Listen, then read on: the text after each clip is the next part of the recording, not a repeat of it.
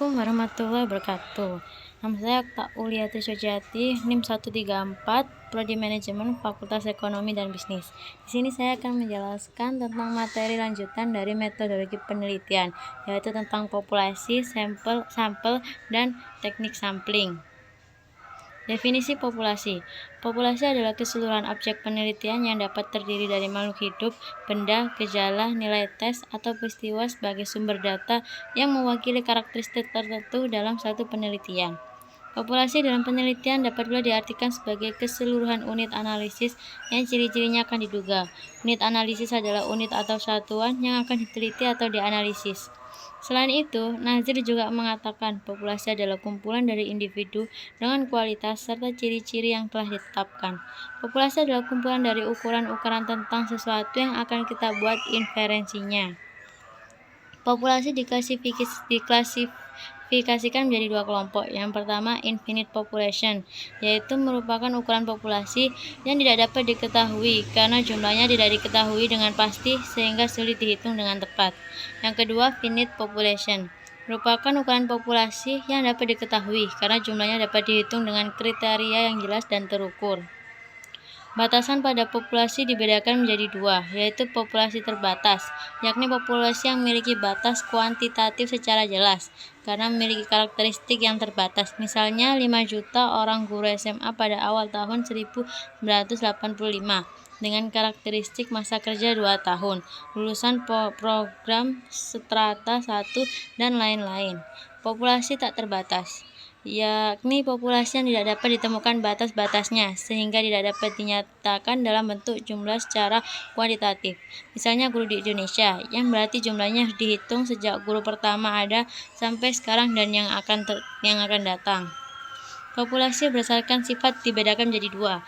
Yang pertama, populasi homogen, yakni populasi yang unsur-unsurnya memiliki sifat yang sama, sehingga tidak perlu dipersoalkan jumlahnya secara kuantitatif. Misalnya seorang dokter yang akan melihat golongan darah seseorang, maka ia cukup mengambil setetes darah saja.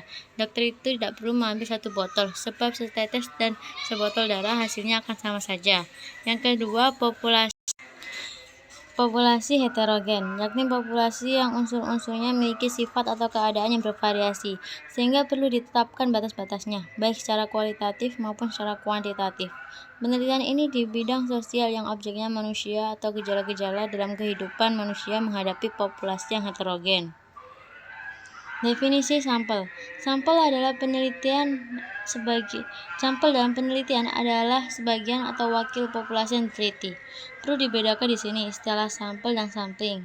Sampel merupakan bagian dari populasi yang menjadi data sebenarnya dari suatu penelitian. Adapun sampling adalah cara yang digunakan untuk mengambil sampel. Sampel adalah bagian dari populasi yang sengaja dipilih oleh peneliti untuk diamati, sehingga sampel ukurannya lebih kecil daripada populasi dan berfungsi sebagai wakil dari populasi. Jadi sampel adalah sebagian dari keseluruhan populasi yang dianggap representatif. Alasan pengambilan sampel penelitian. Yang pertama, ukuran populasi. Kedua, untuk masalah biaya. Ketiga, tentang masalah waktu. Keempat, percobaan yang sifatnya merusak. Kelima, masalah ketelitian. Dan yang terakhir, masalah ekonomis. Manfaat pengambilan sampel. Manfaat atau keuntungan dalam menggunakan sampel dalam proses penelitian jadi sebagai berikut, yaitu penggunaan sampel dapat menghemat biaya, waktu, dan tenaga. Teknik sampling dapat menghasilkan penelitian yang lebih akurat dan mendalam. Sampling yang tepat dapat mempermudah penelitian. Faktor dalam pengambilan sampel. Yang pertama, tingkat keberagaman dari populasi. Yang kedua, tingkat presisi yang dikehendaki dalam penelitian. Yang ketiga, rencana analisis dikaitkan dengan kebutuhan untuk analisis. Yang terakhir, teknik penentuan sampel yang digunakan. Definisi sampel frame. Kerangka sampling atau sampling frame adalah sebuah daftar yang memuat data mengenai seluruh unit atau unsur sampling yang terdapat pada populasi sampling. Secara gampang, orang sering mengatakan kerangka sampling adalah daftar nama-nama yang terkandung dalam populasi penelitian. Hubungan antara sampel dan populasi.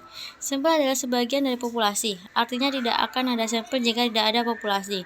Populasi adalah keseluruhan elemen atau unsur yang akan diteliti. Populasi dan sampel pada prinsipnya sama dari beberapa sisi aspek kuantitatifnya berbeda. Tetapi secara kualitatif harus sama dengan artian bahwa sampel harus representatif mampu mewakili populasi yang ada. Perbedaan populasi dan sampel. Perbedaan utama dari populasi dan sampel adalah jumlah yang diambilnya. Populasi melibatkan seluruh kelompok yang akan diteliti, sementara sampel hanya mengambil sebagian dari populasi. Misalnya hanya 15% atau 25% saja dari total populasi. Namun sampel harus benar-benar dapat mewakili karakteristik yang dimiliki oleh populasi. Sebaiknya mana yang kita gunakan? Apakah populasi akan selalu lebih baik daripada hanya mengambil sebagian sampel saja? Menurut Ari Kuntuh, jika jumlah populasinya kurang dari 100 orang, maka sebaiknya sampel diambil secara keseluruhan atau gunakan populasi. Tetapi jika populasinya lebih besar dari 100 orang, maka bisa diambil sampel 10-15% atau 20-25% dari jumlah populasinya. Contoh populasi dan sampel. Peneliti perlu melakukan survei di desa A tentang tingkat kepuasan terhadap pelayanan perusahaan X. Berhubung jumlah masyarakat di desa tersebut mencapai 500 orang atau jumlah populasi, maka peneliti mencoba melakukan efisiensi waktu dan tenaga dalam mengambil sampel sebanyak 10 orang atau lebih dan bisa juga kurang. Angka 500 dari contoh ini adalah populasi, sedangkan angka 10 adalah sampel. Lalu bagaimana peneliti bisa mengambil kesimpulan? Saat mengumpulkan data dari sampel, maka hasilnya mewakili keseluruhan populasi tersebut. Supaya akurat, kebanyakan peneliti mengambil sampel acak dengan menggunakan rumus 10/100.000. Rumus menghitung sampel. Secara matematis, menghitung sampel dapat menggunakan rumus Slovin, Briono tahun 2016. Ditulis dengan N sama dengan N besar per 1 tambah N kali E kuadrat. Dalam rumus tersebut, terlihat unsur-unsur rumus seperti N kecil, N besar, dan E. Berikut adalah penjelasannya. N kecil adalah jumlah sampel yang dicari, N besar adalah jumlah populasi, dan E kecil adalah margin error yang ditoleransi. Contoh menghitung sampel dengan rumus Slovin. Julian ingin melakukan penelitian mengenai perilaku konsumtif mahasiswa Vkom Unpad angkatan 2020. Jika jumlah populasi mahasiswa Vkom Unpad angkatan 2020 berjumlah 1.000 orang, maka berapa data sampel yang digunakan jika margin error 3%? Jawabannya N sama dengan N besar per 1 plus N besar kali E kuadrat. Sampel sama dengan 1.000 per 1 ditambah 1.000 dikali 3% kuadrat.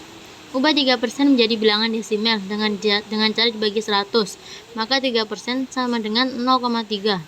1000 dibagi 1 ditambah 1000 dikali 0,03 kuadrat. Jadi sampel sama dengan 536,3157. Jika dibulatkan, maka jumlah sampel untuk penelitian yang dilakukan Julian adalah 536 orang. Definisi teknik sampling. Teknik sampling adalah teknik yang dilakukan untuk menentukan sampel.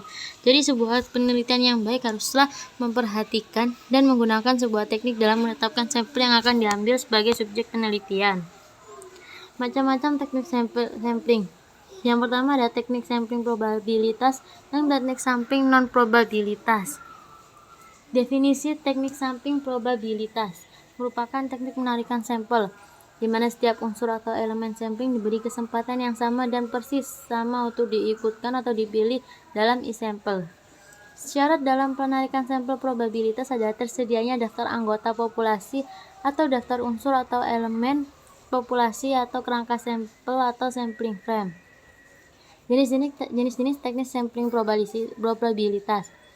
Yang pertama simple random sampling, yang kedua systematic random sampling atau penarikan sampel secara sistematik, yang ketiga stratified random sampling atau penarikan sampel stratifikasi, dan yang terakhir cluster sampling atau penarikan sampel berkelompok. Definisi teknik non-probabilitas.